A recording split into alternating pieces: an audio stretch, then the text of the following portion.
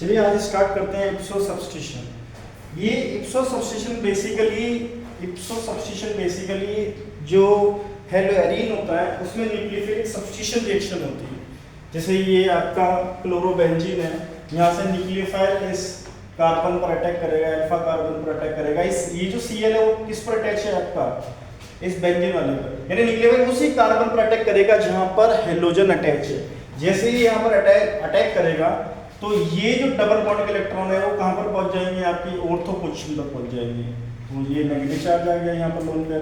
अब ये lone pair से रेजोनेंस करेंगे, ये इसको कहाँ धकेल देंगे इलेक्ट्रॉन को, डबल बॉन्ड इलेक्ट्रॉन को पैरा पोजीशन पर। यहाँ पर ये नेगेटिव चार्ज पैरा पोजीशन पर आ गया, फिर ये नेगेटिव यहाँ पर बॉन्ड बनाएगा। अब ये जैसे यहाँ पर बॉन्ड बनाएगा, ये वाले इलेक्ट्रॉन कहाँ पहुंच जाएंगे, ऑर्थो पोजीशन पर पहुंच जाएंगे। फिर ये नेगेटिव चार्ज यहाँ पर बॉन्ड बनाएगा और Cl को किक ऑफ करेगा, यहाँ से Cl निकल जाएगा और ये डबल बॉन्ड रीजनरेट, तो यहाँ पर ये न्यूक्लियोफाइल आ जाएगा। तो अल्टीमेटली ये Cl हटकर कौन सा ग्रुप आ गया, यहाँ पर न्यूक्लियोफाइल आ गया। तो इसमें जो इंटरमीडिएट है वो स्टेबल है, क्योंकि यहाँ पर रेजोनेंस हो रहा है, रेजोनेंस की वजह से ये क्या है, स्टेबल है। तो रेट प्रोपोर्शनल होगा किसके, स्टेबिलिटी ऑफ एन। तो हम पहला केस स्टडी करेंगे कि minus mesomeric effect and ortho and para position पर। यानी यहाँ पर जो माइनस एन ग्रुप है वो आपका कौन सी पोजीशन पर है, ऑर्थो एंड पैरा पोजीशन पर है। यहाँ पर ये NO2 ग्रुप है, यहाँ पर भी NO2 ग्रुप है। अब ये नेगेटिव चार्ज देखो यहाँ पर रेजोनेंस कर रहा है नहीं कर रहा है, हमें ये चेक करना है कि जो भी ग्रुप लगा है वो एनाइन जो है नेगेटिव चार्ज उससे रेजोनेंस कंजुगेशन में है या नहीं, रेजोनेंस करेगा या नहीं करेगा। देखिए यहाँ पर रेजोनेंस क्राइटेरिया फुलफिल हो रहा है, negative single double, negative single double single double. यानी जो ऑर्थो पैरा पर यदि कोई ग्रुप लगा है, माइनस मेसोमेरिक लगा है, तो वो रेजोनेंस करेगा। तो रेजोनेंस करेगा तो देखो ये नेगेटिव चार्ज यहाँ पर जाएगा और ये इधर चले जाएगा। तो नेगेटिव चार्ज किस पर आ गया, O पर आ गया, यानी ये नेगेटिव चार्ज डिस्पर्स हो गया, किस O तक चले गया। ऐसे ही नेगेटिव चार्ज यहाँ पर आएगा, फिर यहाँ पर आएगा, फिर O पर नेगेटिव चार्ज। यानी जो NO2 ग्रुप जो लगे हैं ऑर्थो एंड पैरा पोजीशन पर, वो क्या काम कर रहे हैं, नेगेटिव चार्ज को डिस्पर्स करने का काम कर रहे हैं, नेगेटिव चार्ज को क्या कर रहे हैं, कम करने का काम कर रहे हैं, क्योंकि वो इलेक्ट्रॉन को क्या करते हैं, पुल करते हैं। तो ये जो नेगेटिव चार्ज है वो O तक जा रहा है NO2 के।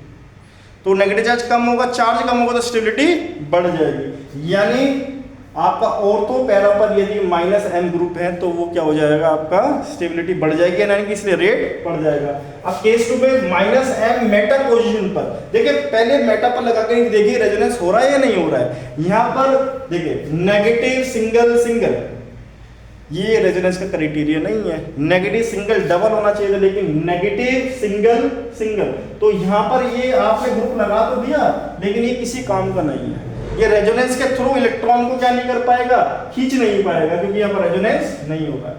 लेकिन नाइट्रोजन की इलेक्ट्रोनेगेटिविटी तो किससे ज्यादा होती है, कार्बन से ज्यादा होती है। तो ये इलेक्ट्रॉन को जो पुल करेगा, इलेक्ट्रॉन को खींचेगा, वो थ्रू इंडक्टिव इफेक्ट खींचेगा। तो इसकी जो स्टेबिलिटी जो बढ़ेगी वो रेजोनेंस की वजह से नहीं बढ़ेगी, माइनस एम की वजह से नहीं बढ़ेगी, वो जो इसकी स्टेबिलिटी बढ़ेगी वो इंडक्टिव इफेक्ट की वजह से बढ़ेगी, क्योंकि नाइट्रोजन की इलेक्ट्रोनेगेटिविटी किससे ज्यादा होती है, कार्बन से ज्यादा होती है।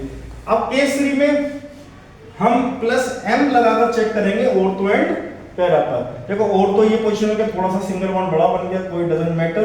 यहाँ पर ऑर्थो पोजीशन पर क्या है, ये लोन पेयर है OH, यदि लोन पेयर है बेंजीन से यदि कोई एटम जुड़ा उसके पास लोन पेयर है तो उसका प्लस एम इफेक्ट होगा। यहाँ पर OH का प्लस एम है, इसका भी कैसा है, प्लस एम। तो देखो यहाँ पर रेजोनेंस हो रहा है, नेगेटिव सिंगल लोन पे रेजोनेंस है। यहाँ पर भी देखिए डबल सिंगल लोन पे भी सिंगल बॉन्ड है, तो यहाँ पर भी क्या रेजोनेंस है। ये यहाँ इलेक्ट्रॉन डोनेट करेगा, ये लोन पेयर इधर डोनेट करेगा, फिर ये इधर जाएगा और नेगेटिव चार्ज को क्या करेंगे, बढ़ा दें। ये भी ऑर्थो और पैरा पोजीशन पर, ये वाला भी OH और ये वाला भी OH इलेक्ट्रॉन को डोनेट कर रहे हैं थ्रू रेजोनेंस। तो स्टेबिलिटी को क्या कर रहे हैं, ये डिक्रीज कर रहे हैं, नेगेटिव चार्ज को कर रहे हैं, बढ़ा रहे हैं। तो रेट यहाँ पर क्या हो जाएगा, कम हो जाएगा। केस 4 में यहाँ पर हमने प्लस एम कौन सी पोजीशन पर लगा दिया, मेटा पोजीशन पर लगाया। जब हमने मेटा पोजीशन पर लगाया यहाँ पर, तो पहले चेक करेंगे रेजोनेंस हो रही है या नहीं हो रही है। नेगेटिव सिंगल सिंगल रेजोनेंस है नहीं, यानी ये नेगेटिव चार्ज को नहीं बढ़ा रहा थ्रू रेजोनेंस, लेकिन नेगेटिव चार्ज कम जरूर कर रहा है, क्योंकि यहाँ पर क्या है, O की इलेक्ट्रोनेगेटिविटी क्या होती है, ज्यादा होती है, थ्रू इंडक्टिव इफेक्ट से कम जरूर कर रहा है, स्टेबिलिटी को कम नहीं करेगा ये। ये स्टेबिलिटी को यदि हम प्लस एम जो है मेटा पोजीशन पे लगाए, स्टेबिलिटी को क्या नहीं कर रहा है, ये कम नहीं कर रहा है, लेकिन ये बढ़ा रहा है क्योंकि इंडक्टिव इफेक्ट से। चलिए क्वेश्चन कर लेते हैं इसको। तो सीधा सा रूल है, माइनस एम होगा तो रेट बढ़ जाएगा, प्लस एम होगा तो रेट कम हो जाएगा। अब देखो यहाँ पर तीन तीन माइनस एम ग्रुप